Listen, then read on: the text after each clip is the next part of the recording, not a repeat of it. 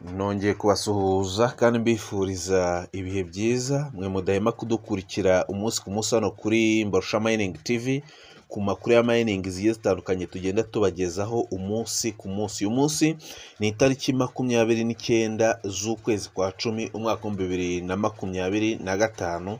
Ukwezi kuraburaho umunsi umwe cyangwa iminsi ibiri kurangire bitewe n'ahantu uherereye cyangwa bitewe n'igihugu urimo. Uyu munsi wa none hari abari ku musozo w'ukwezi bivanye naho ugiye ugize ute uherereye. Nk'uko mubibona ndi muri chat ya rya faranga ryacu rya P Network. Narababwiye ngo aya ni amakuru meza, twagize umugisha wo kumenya iyi projet ya P Network, by'umwihariko tuyimenya iri ku madolari 3, tuyimenya iri ku madolari 2.5, irangije iramanuka cyane bikabije igera muri 0.18 by'idolari. Ndangije navuga ati aya ni amahirwe twagize, ni umugisha twagize wo kumenya iyi projet muri 0.2 muri 0.10 by'idolari. Bamwe na bamwe bakabipinga, bamwe bakabyemera, abandi ntibabyemere, ariko ni amahirwe adasanzwe umuntu abagize kumenya uyu mushinga cyangwa kumenya iyi projet iri ahantu heza, ukongera ukayimenya cyangwa ukamenya coin ifite icyerekezo kizima cyangwa izatanga amafaranga menshi yaramanutse cyangwa yaraguye. Burya bari amahirwe yo guhita kufatiranya yubashije kubisobanukirwa cyangwa yubisobanuke cyangwa yumenye ibyari byo. Nk'uko mubibona ejo ku itariki 28 z'ukwezi kwa 10, ubwo n'ejo hashize, iyi projet yari iri muri 0.22 by'idolari, hafi 21 by'idolari. Umuntu wari ufite wendamo nk'ibihumbi 2 by'idolari, uyu munsi wa none afitemo ibihumbi 2,600, hafi ibihumbi 2,700 by'idolari. Bivuze ngo hiyongereyo cyangwa hamaze kwiyongeraho amadolari 700. Nushobora ufata amadolari 500 ku muntu wenda ufitemo ibihumbi 2 by'idolari, wenda ibyo bihumbi bihwanye n'amapi, uyu munsi wa none ubwo yaba afitemo ibihumbi 2,610 gutyo. Ubwo haba yongereho nk'amadolari, wenda afatima amadolari 500.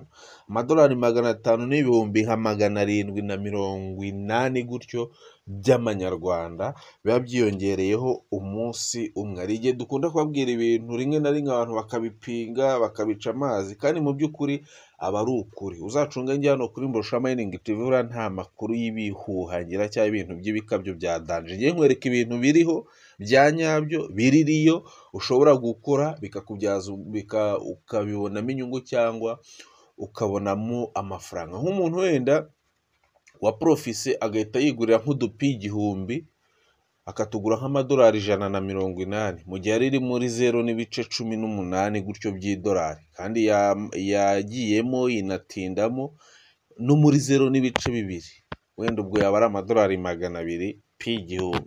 Uyu munsi wa none umbwire yaba amaze kugira ute, yaba amaze kunguka amafaranga ngahe. So nimba uri mushyashya akarigo bwa mbere ugeze hano kuri Mbarusha Mining TV, kanda kuri subscribe, ufungura inzogera kugira ngo tubana muri updates zacu za buri munsi. Igihe cyose Mbarusha Mining TV ya uploadinze video kuri YouTube, iyo video uyibonere mu bantu ba mbere. Nimba ari amakuru uyamenyere mu bantu ba mbere, kubera ko burya ikintu cya mbere ni amakuru. Aya makuru none nageraga mba updating, wenda murebe aho ifaranga rigeze n'ahantu riri kugana, kubera ko nirikomeza kugenda gutya nta minsi iri buze gushira ridasubiye nko muri 0.5 cyangwa no mu idolari, kubera ko bikomeje kugenda gutya, wenda tutagendeye kwa biriya bya GCV, kubera ko cyane ko kuwa team ya P Network iracyari mwigerageza, iracyari muri testnet, baracyatestinga, hari ibyo bagishyira ku murongo nka kuwa team, ariko nanone ifaranga ku ma échangeri